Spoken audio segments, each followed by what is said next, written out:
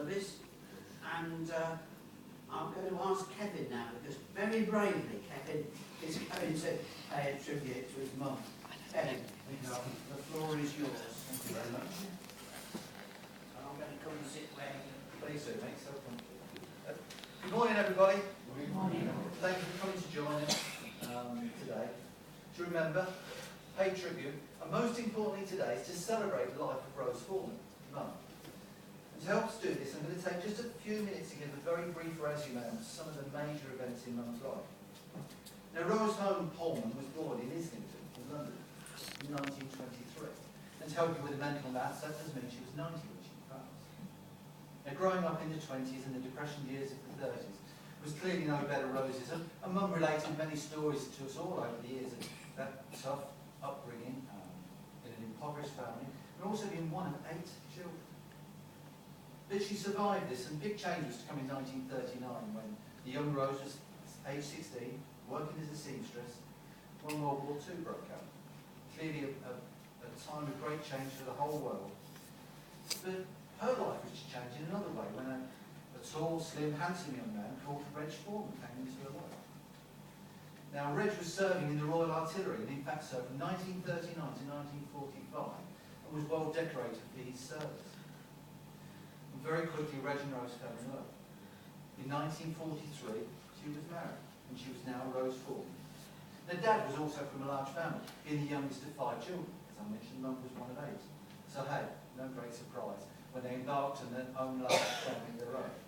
My oldest brother Bob, who unfortunately isn't with us today because he's in Queensland, Australia, he was born and is a war baby, as we all like to remind him of on many occasions.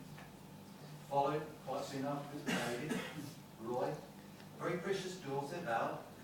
Last but not least, I turned up a few years later. Now, Mum, thank you very much.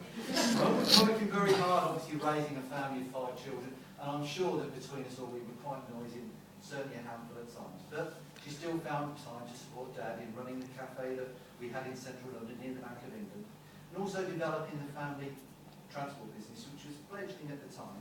In fact, my earliest childhood memories are in the early 60s, being with Dad, delivering parcels all around London. But big change came in 1967, when it was necessary, due to the family transport business, for us to move and relocate to Wellingborough. And by and large, the family stuck together. We came up here pretty much en masse in 1967 and settled here very quickly. And at the time, the future looked good. We had a beautiful home on Northampton Road in Wellingborough, and Dad was looking forward to taking early retirement and spending time in his garden. Wasn't to work. 1971, Dad was taken from us.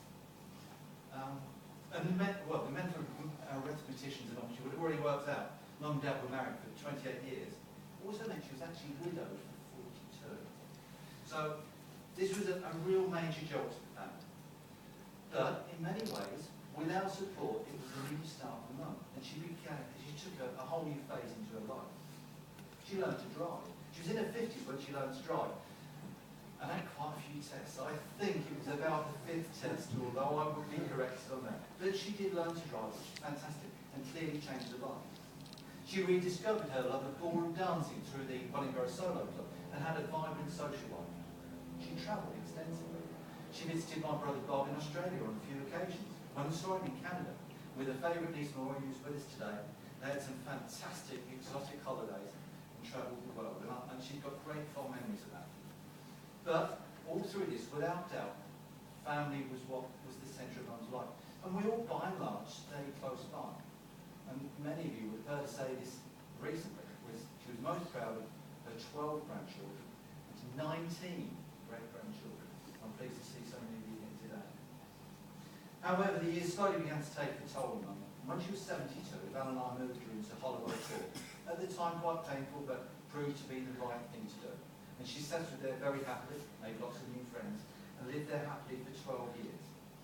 And things were slowing down a little bit, and shelter accommodation was right for her. She made lots of new friends, and when an enforced move was made to Perkins Court 6 years ago, many of those friends moved with her, and she also made new friends in Perkins Court. And again, I'm glad to see so many of them here today. Now, as the years took their toll, Mum's health deteriorated a bit. Now, she's always had issues with her health: diabetes, arthritis, numerous other ailments that, hey, I haven't got all day to go through, but and I'm go into detail about myself, because generally Mum was quite happy to share her health issues with us.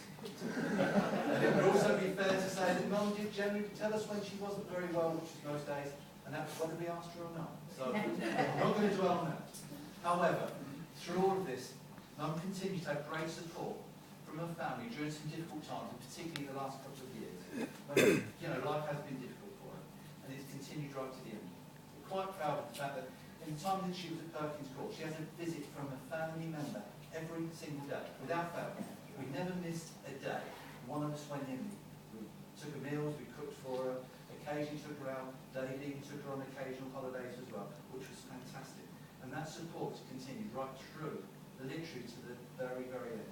Mum's been in and out of hospital a lot in recent months, as you all know. And even on those last hours, her grandchildren visited, Paul and Vicky came along.